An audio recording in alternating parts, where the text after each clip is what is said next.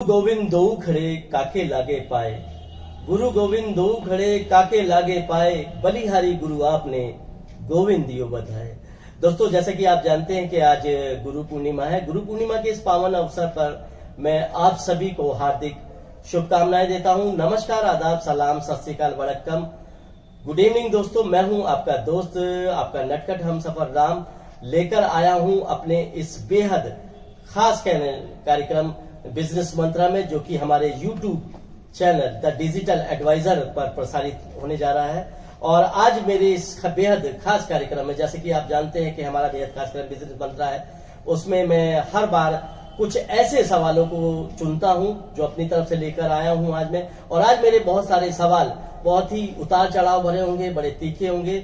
उन्हीं की जानकारी आज मैं आप सभी के साथ साझा करना चाहूंगा। लेकिन उससे पहले आइए हमारे इस बेहद खास कार्यक्रम द डिजिटल एडवाइजर में द डिजिटल एडवाइजर के फाउंडर और CEO मिस्टर मोहित त्यागी से चर्चा के लिए मैं तैयार हूं। तो आइए दोस्तों, चर्चा करते हैं। मोहित जी का सबसे पहले मैं स्वागत करता हूं हमारे YouTube channel The Digital Advisor में। और मोहित जी, आपका बहुत बहुत स्वागत है और आपको गुरु पूर्णिमा की बहुत बहुत शुभकामनाएं। धन्यवाद राम जी। तहे दिल से शुक्रिया करना चाहूंगा। हमारे गुरु आप ही हैं और आपको तहे दिल से शुक्रिया, धन्यवाद कि आपने एक ऐसे मंचन की यहाँ पे शुरुआत की है जो काफी लोगों को पसंद भी आ रहा है। तो तहे दिल से आपके कुछ क्वारीज थी कि मोहित जी, जो उन पैसे को लेके बहुत से डाउट्स हैं, तो मैंने बोल दिया कि सर आपके जो भी डाउट्स आप लिख के मुझे पब्लिकली कहेंगे तो शायद मैं उसका पब्लिकली जवाब दूंगा तो मुझे भी अच्छा लगेगा। तो तहे दिल से आपकी जो भी क्वारी पब्लिकली यहाँ पे शेयर कर सकते हो। और एक बार फिर से आपको गुरु पूर्णिमा की हार्दिक शुभकामनाएं सर। मोहित जी, आज जो मैं अपनी तरफ से कुछ सवाल लेके आऊं वो काफी उतार चढ़ाव भरे हैं और काफी तीखे होंगे। तो मैं चाहूंगा कि आप पूरी ईमानदारी से उन सवालों का जवाब देंगे। और मेरे जो दर्शक इस वक्त मुझे जो देख रहे हैं और आपको देख रहे हैं, उन्हें उम्मीद करता हूं कि इन सवालों के जवाब सुनकर काफी सारी जानकारियां आज वो हमसे साझा करेंगे। सवाल सबसे पहले जो मैंने चुना है वो ये है कि ऑन पैसिव एक IT कंपनी है और कंपनी काफी लंबे अरसे से कह रही है कि ये मार्च 2020 में लॉन्च होने जा रही है। और कभी कहती है अब लॉन्च होगी, कभी कहती है कब लॉन्च होगी, और कभी कहती है कि मार्च 2021 आ गया है, मार्च 2021 में भी लॉन्च होगी। और मार्च क्या, अब तो जुलाई चल रहा है, तो जुलाई में लॉन्च होगी। लेकिन अभी तक कोई इसके बारे में हमें ताजा अपडेट नहीं मिल पाया। तो ये कब तक लॉन्च होगा? बिल्कुल, बहुत ही प्यारा क्वेश्चन आपने राम जी पूछा है। और तहे दिल में जितने भी दर्शक मुझे सुन पा रहे हैं, सबका यही क्वेश्चन होता है और उसका जवाब में भी अभी कोई भी किसी भी व्यक्ति के पास नहीं है। उसका जवाब अगर मैं अपने शब्दों में कहूं, बिल्कुल आपने बहुत ही प्यारा क्वेश्चन मुझे पूछा था स्टार्टिंग में कि मुझे ईमानदारी से जवाब देना। दोस्तों, कभी कभी होता क्या है, किसी चीज को आने में राम जी कहीं ना कहीं वक्त लगता है, पेशेंस रहता है, लेकिन कुछ लोग पेशेंस से बाहर निकल जाते हैं। देखो, डेट आना और उसके बाद लॉन्च ना होना डजंट मैटर। आज की तारीख में पब्लिकली यहाँ पे अनाउंसमेंट करने वाला हूं कि होता क्या है, कभी कभी किसी बड़े प्रोजेक्ट को आने में सालों साल क्या 2-2, 4 इवन 10-10 साल भी लग जाती है। आप मुझे एक बात का जवाब दीजिए राम जी, अगर मैं अपने शब्दों से कहूं तो डेफिनेटली किसी भी प्रकार से किसी भी बड़े प्रोजेक्ट को इंडिया में आने के लिए, वर्ल्ड में आने के लिए, तो कहीं ना कहीं किस स्तर तक जाना होता है, उसकी कल्पना वो शायद हम तुम यहाँ बैठ के यूट्यूब पे वीडियो देख के भी नहीं कर पाएंगे। क्यों? अगर मुकेश अंबानी जी जियो लेके आए थे, क्या मुकेश अंबानी जी को जियो का आइडिया 2017 में आया था? जी नहीं, उसको आइडिया आया होगा 4 साल पहले। उन्होंने इस काम को डे बाय डे अंदर ही अंदर किया और 2017 में लॉन्च कर दिया। और सबसे बड़ा एग्जांपल आप देख सकते हो गौतम अडानी जी को। घर घर जाके गौतम अडानी बोलते हैं कि आने वाले 5 से 6 साल के अंदर हम घर घर जाके भी आने वाले वक्त में जो जितना भी सिलेंडर आप यूज करते हैं ना, इंडियन सिलेंडर होता है, कुछ HP के सिलेंडर्स होते हैं, ये आने वाले 5 से 6 साल के अंदर सब बंद होने वाले हैं। क्योंकि कुछ पाइपलाइन हमारे क्षेत्र में आ गई, आप भी जितने क्षेत्र में जा रही होंगी, और उनमें कितना साल लगे? लगभग 2 से 4 साल लग गया। क्या वो सब पागल हैं? नहीं सर, उन्होंने एक फ्यूचर की प्लानिंग देखी है। उस फ्यूचर को प्लानिंग को देखने में समय कितना लग रहा है वो जानता है। हम यहाँ बैठ के वहां पे आर्ग्यूमेंट नहीं कर सकते कि ये सॉफ्ट लॉन्च नहीं हुआ। देखो, प्रोजेक्ट बड़ा है, मैं पब्लिकली अनाउंसमेंट करता हूं, समय लग सकता है, कितना लगेगा मैं नहीं जानता, लेकिन सिस्टम आएगा जरूर सर। आने का मतलब ये नहीं कि मतलब मैंने बोल दिया कि 1 महीने बाद आ जाएगा तो 1 महीने बाद। कुछ लोग हमारे जो बड़े बड़े वेबिनार्स होते हैं, मुझसे बेहतर डेली बेसिस पे आपका 8 बजे वेबिनार होता है, जहां पे 2 से 4 हजार लोग डेली बैठते हैं। वहां पे अपडेट मिलता है, फिर भी आप अपने अप्लायंस से बोलते हो सर हमें अपडेट बताइए। डेफिनेटली मैं आपकी बात को जायज रखता हूं कि आपका पैसा लगा हुआ है, लेकिन आप थोड़ा अगर पेशेंस बना के रखेंगे ना कि मार्केट में कोई चीज आ गई है तो डेफिनेटली वो आएगी। मतलब वो कोई इतना बड़ा छोटा प्रोजेक्ट नहीं है कि जैसे कोई एक पोंजी स्कीम चला देते हैं कि एक वेबसाइट बना के डाल दी और वो मार्केट में आ गई और वो स्कैम करके चली गई। ये एक बहुत बड़ा प्रोजेक्ट है। और सॉफ्ट लॉन्च के विचार में अगर मैं अपने शब्दों में कहूं तो मैं यही कहना चाहूंगा, आप अभी भी पेशेंस बना के रखें, लेकिन डेफिनेटली ये जरूर कह सकता हूं कि 2021 में आपको जरूर देखने को मिलेगा। ये मैं पब्लिकली अनाउंसमेंट कर सकता हूं सर।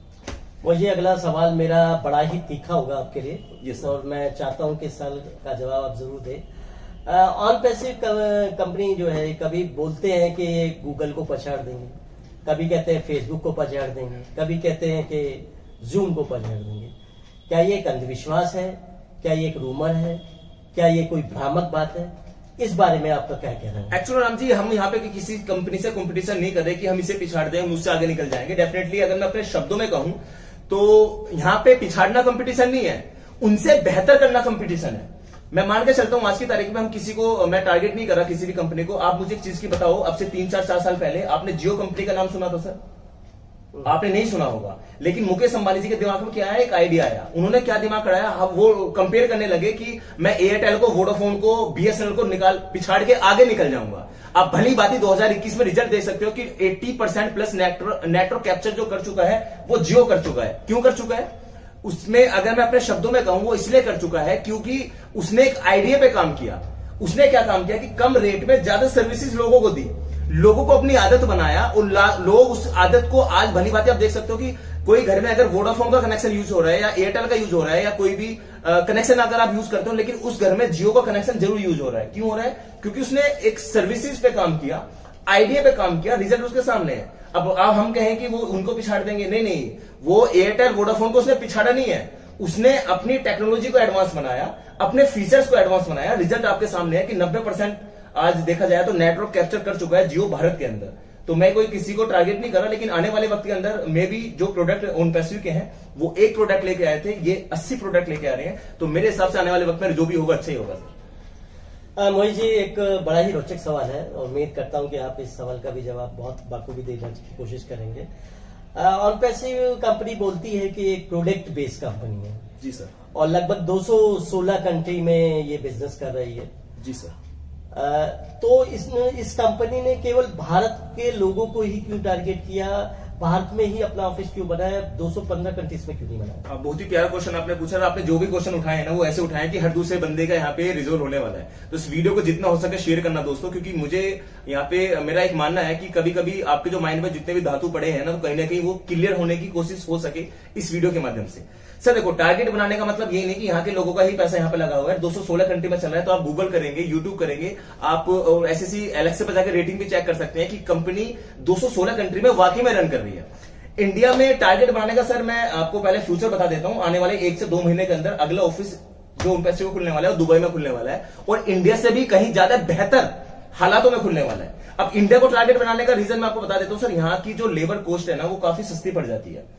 यहाँ पे जो आप सैलरी पैकेज देते हैं ना, लगभग 40, 50, 60, 70 तक इन हो जाते हैं। लेकिन अगर अदर कंट्री में आप किसी को सैलरी पैकेज देते हैं तो मेरे हिसाब से बड़े स्तर तक आपको देना होता है। यहाँ की जो वोल्टेज है, जो मतलब बिजली आप यूज करते हैं, तो वो भी कहीं ना कहीं उसकी भी क्वांटिटी मेरे हिसाब से कम पड़ती है, जो मुझे सुनने में मिला है। तो इस हिसाब से उन्होंने जो पहला जल्दबाजी में जो भी तो उनका डिसीजन था कि एक ऑफिस तो हमें लेना पड़ेगा, तो 400, 500, 600 लोगों का स्टाफ उठा के उन्होंने हैदराबाद में बना दिया।